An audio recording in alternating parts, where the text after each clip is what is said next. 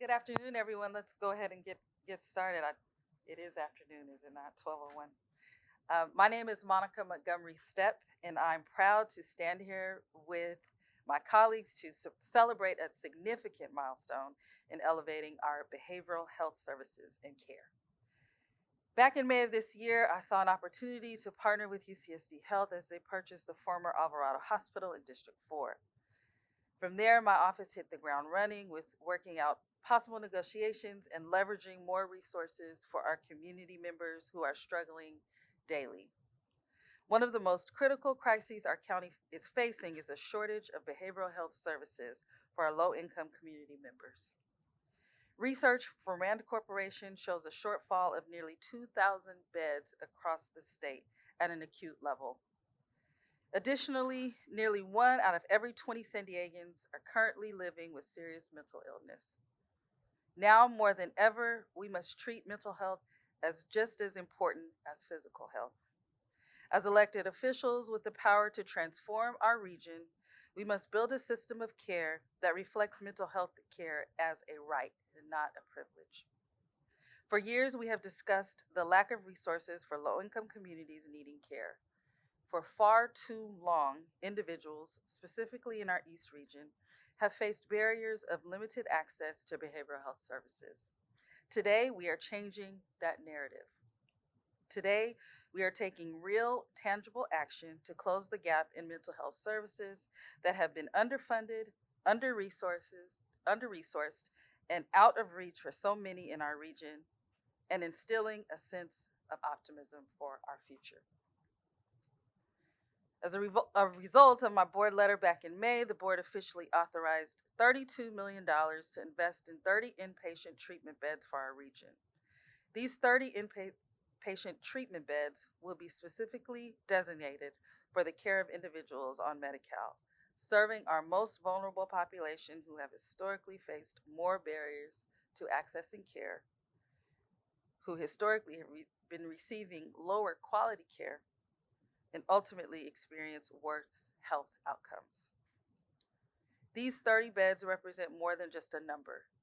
They represent 30 opportunities for healing, recovery, and new beginnings for people who had felt that all hope was lost. For those on Medi-Cal, these resources may not have otherwise existed. This new project has the potential to provide an absolute vital service through both the inpatient treatment beds and the establishment of a new crisis stabilization unit, the first CSU for adults in District 4, which will provide quality intensive care for our neighbors experiencing a psychiatric emergency. Additionally, this partnership with UC San Diego Health is not just about beds, but also about closing the gaps in our behavioral workforce by providing top-tier training from its robust psychiatric department. This initiative brings a unique opportunity for the county to establish a hub of academic excellence and high-quality workforce development that will strengthen the county's behavioral health system for decades to come. We stand here today with the common goal and desire to provide patients with the compassionate, evidence-based care they deserve. This collaboration speaks to the power of working together for a partnership that has the potential to transform the lives of those who need it the most. I also believe it's important to note that demand for behavioral health care beds is likely to continue growing with SB 43 implementation coming on January 1st. We must ensure that as a county, we are setting our residents in need of services and our healthcare workers up for success as we take on this new initiative. Our journey towards securing comprehensive behavioral health care is ongoing, and this is just a part of that journey. I am fully committed to pushing for even more resources and solutions to meet the needs of our communities and our community members. I'd like to thank you, and with that, I will introduce my colleague who supports this initiative, Vice Chair and Supervisor Terra Lawson-Remer. Thank you. Thank you so much to Supervisor Montgomery Stepp. I truly appreciate your leadership in driving this vital behavioral health project forward. It's another example of our proactive, innovative approach over the last 3.5 years to add mental health and addiction treatment capacity at all levels, facilities, staffing, and services. I also would like to thank Patty, Steve, and the entire UC San Diego team, along with our County Behavioral Health Director, Dr. Luke Bergman, and his team for their extraordinary commitment and dedication to this project. We're building the kind of behavioral health system our region needs, one that is more efficient, that fills gaps in the networks, and meets the needs of all San Diego residents. This new facility will ensure that we're supporting our most vulnerable community members. These are the folks that rely on our county for their health care, our Medi-Cal recipients. So, maybe it's a family with kids that lives in Mira Mesa who are struggling to make ends meet, and the father needs help managing the stress and anxiety of putting food on the table and keeping a roof over their head. Or possibly it's someone who has been cleared from a homeless encampment and is working to get their life back on track, and they need trauma-informed care after being chronically homeless. I want them and all San Diegans to know that with this new project, our county is here for you. It will bring 30 new inpatient psychiatric beds that includes 24-hour observation and intensive treatment, along with short-term crisis stabilization services. By investing in this facility, we're taking another significant step forward in ensuring that people in crisis can access the care that they need whenever they need it. So now it's my pleasure to welcome our Director of Behavioral Health, Dr. Luke Bergman, to say a few words. Thank you. Thank you. Thank you so much, Vice Chair. I want to begin by, in addition to thanking the Vice Chair, thanking especially Supervisor Montgomery Stepp, who I would say instantly saw, understood, and made a commitment to pursue this vision, versions of which had been kind of a long-standing preoccupation with the county. But what we've managed to do during the relatively still youthful duration of her tenure here is really an incredibly punctuated leap forward in making progress towards a much better behavioral health continuum here. One of the things I talk a lot about in the context of behavioral health generally is that we disproportionately invest in the notion of crisis in behavioral health and in responses to the immediacy of crisis without privileging investments in what we know needs to be long trajectory care. And one of the things that is really most beautiful about this initiative is that it's an investment in something that we need right now. Supervisor Montgomery Stepp noted the data from RAND that highlight a profound shortage of the kind of beds that we're going to build here. But this is responsive to a necessary vision for the future. It is doing something critical now, but it is an investment in the future of behavioral health in this county. It is establishing capacity to provide best quality care, to be the seat of the most innovative work in behavioral health. And it gives this county an opportunity to be a center of gravity, not just in Southern California, not just in the state of California, but in the nation, a center of gravity for the engendering of the behavioral health workforce, which is probably the most pressing concern that we have in this work. I could not be more thrilled and gratified to stand before you today and to be a participant in this wonderful and still evolving project. And with that, I'm going to introduce Patty Mason, who is the CEO of UCSD Health. Great, thanks, Luke, and good afternoon, everyone.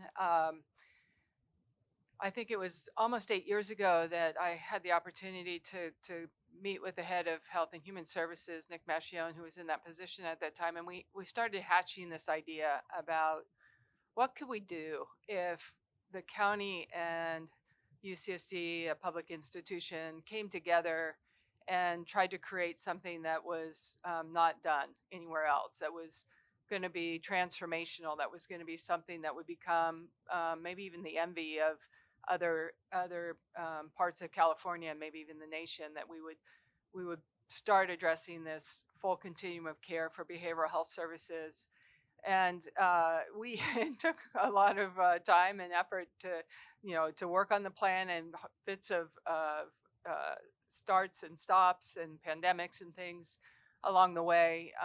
And here we stand today, having, I think, made it to the other side of that dream. And I think we're on the precipice of getting this done, thanks to Supervisor Montgomery Stepp. Thank you so much, who pushed it over the goal line and got it to where we needed to get it, and to Vice Chair Lawson-Remer and all the supervisors. We had tremendous support from really every single elected official that we have here in San Diego, whether they were elected to the state or representing us in Washington or here in the region. We had everyone supporting us. And it was really, it's really been tremendous to have that kind of support. So our dream now really is to, and you'll hear about it in a minute from Dr. Ko, is to deliver transformational healthcare, a full continuum of services, to really work on getting people better. If you look at what's happened to particularly behavioral health patients who are Medi-Cal recipients, churn in and out of units, not really receiving the care that they need that will make them better. That's not universally true, but that can be true. And so we really hope to get people back into their lives and work down that continuum, get long-term care, as Dr. Bergman spoke to, and hopefully live and flourish going forward. So with that, I'll introduce, and I have to do a big thank you to Dr. Luke Bergman for being our partner through all these years. And with that, I'll turn it over to Dr. Steve Ko. Thank you very much. I'm Dr. Ko. I'm a psychiatrist at UCSD, and also I have the privilege of being the current president of the San Diego County Medical Society. And before I address what our department and our university is going to deliver to our citizens across the entire region, I'd like to briefly talk about what I fear as a psychiatrist, as a clinician when I see patients day in and day out. When you look at the data, it's very clear that at this moment we have over 40+% of mental health behavior specialists who are not whose needs are not being provided. Our patients' needs continue to rise, and our behavioral health workforce numbers continue to go down. This is a major problem that's facing not just San Diego, but the entire country. And so when we think about training of the future, my future colleagues, those who are going to work with me in our EDs, in our inpatient units, our outpatient clinics, out in the schools, taking care of our older citizens with mental health issues, who's going to do these things? Data is very clear. When you train bright, passionate individuals who want to go into this field, if you're taking care of those who are in need, they will then continue to meet that need after they graduate. And how do we address this when we know that our patients need someone who look like them, who have similar background as them, to take care of them? At UCSD, we embrace these challenges, and we are certain that we will be able to meet the demands that our population asks of us. UC San Diego Health, when we look at the population at large, another aspect that we always are concerned about is, why is it that those with the greatest need often get the best services, best quality care, best research, best innovative care at the end of the line? That is not acceptable. Those who are the sickest with behavioral health illnesses should be at the front of the line. They should be the one who's getting the cutting edge research, cutting edge clinical care, cutting edge trainees, cutting edge trainers every single day of the week. And this is just one step towards that. And we hope that this will set an example for the rest of the state and the country, and in showcasing what an academic medical center and a public institution can do. Our chair at our Department of Psychiatry, Dr. Jeff Daskalakis, is going to be bringing the full weight of our department to ensure that we deliver this care. And our CEO and a leader in our healthcare, Patty Mason, has been unyielding in our pursuit of this approach and to ensure that our system is at the forefront as we deliver this care throughout the region. And so I'll end with this, and this is a commitment from not just myself, but our department, our health system, and my colleagues, and that is this, that as the trust has been given to us with the agreement that's about to move forward with the county, we will be there every single step of the way to deliver the best quality care to those that need it the most, and to ensure that we bring the most innovative treatments, research, and best of us every day as we develop this at East Campus. So thank you very much, and I'll hand it back to our supervisor. So thank you, everyone. That concludes our part of this. Those who choose to be available for one-on-ones will. I guess we could take a couple of questions if you have them right now. Yes.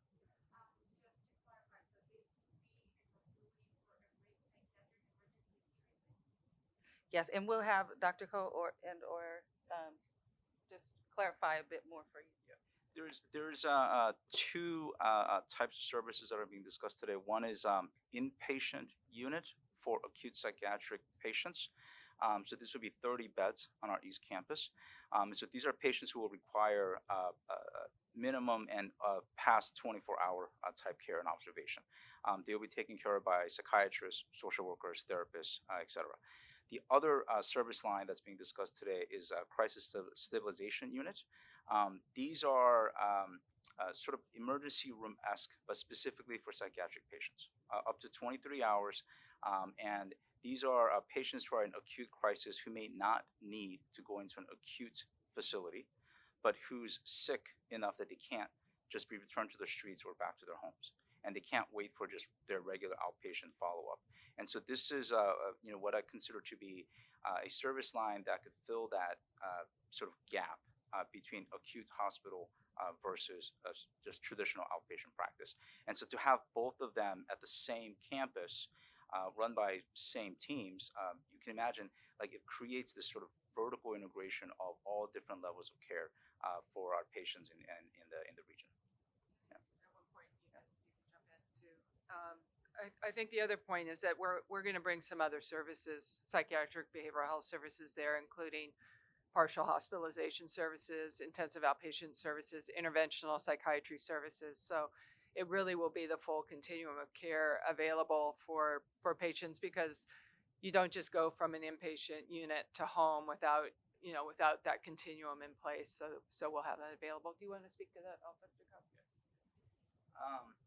The behavioral health needs is pretty complicated, right? And I think Dr. Bergman spoke to this, that we sometimes only focus on the acute aspects of it. But what happens when that acuity is done? Doesn't mean that they still don't need services. And more importantly, and this is something that we need to be talking more about, is how do we prevent patients from getting that sick, right?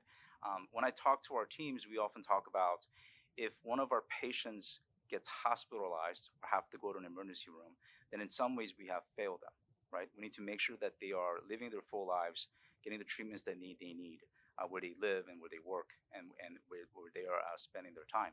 And so what Patty has described is a full spectrum of service line that's centered around East Campus, where we will have outpatient services, intensive outpatient services, partial hospital, CSU, emergency medicine services, and inpatient psychiatric services, all sort of within a same geographical space to take care of all the patients that's being needed there. Interventional psychiatry is this unique and new field that's been emerging over the years. And this is to combine talk therapy, which is extremely important, medications, also extremely important, but then now taking the concepts of electromagnetic fields that function within our brains, and how do we bring these three elements together? And this was sort of the missing aspect of type of clinical care that we know we need to deliver. And so we will be having those at East Campus. And so for the first time, we will start looking at things like transcranial magnetic stimulation, ECT, and other types of services for the Medi-Cal population at a location that's never been done before. So it's very exciting.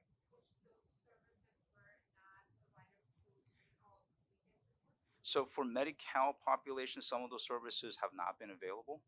And so we are going to be starting to provide those services as soon as we start providing clinical care there. Yeah.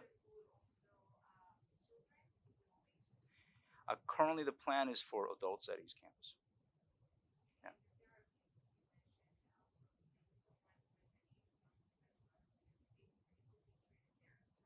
So depending on the age group, autism spectrum illnesses span the entire lifespan, as you know. And so current plan is to try to deliver adult age care at East Campus. And I think, working with Patty and others within our health system, one of our visions and goals is to try to make sure that we provide comprehensive care for all ages. And so, like I mentioned before, this is just simply one step towards the future. And what's exciting about it, it is that first step. And we're looking forward to working with the county and really, all of you to make sure that we become that centerpiece for what a behavioral health service could look like. Okay. Correct. That's right.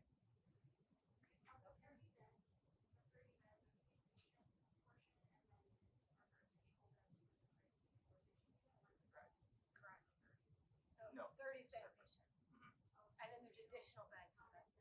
We already have 32 beds in place for psychiatric beds, so we're going to add another 30.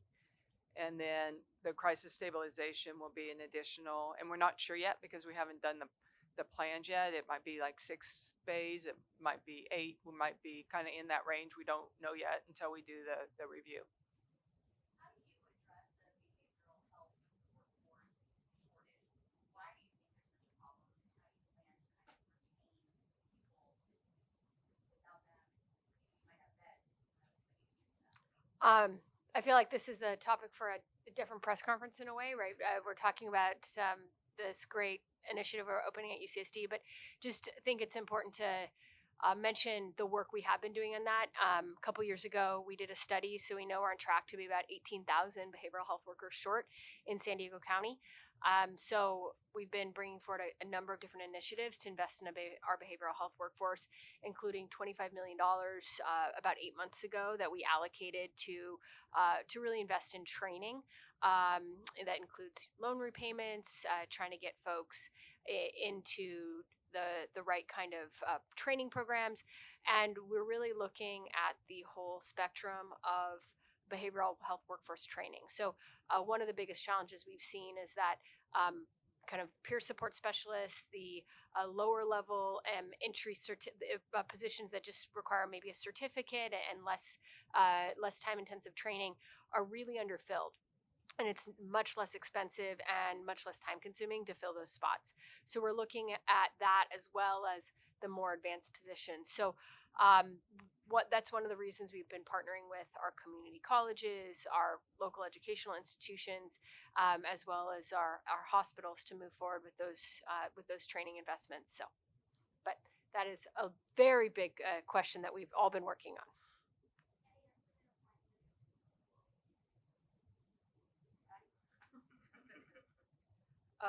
It will be a project that needs to go through the state review, the HCI review. So we're thinking it's going to be about 20 months. Okay. Thank you, everyone. Like I said, those who will make themselves available for one-on-ones will do so. And thank you so much for being here.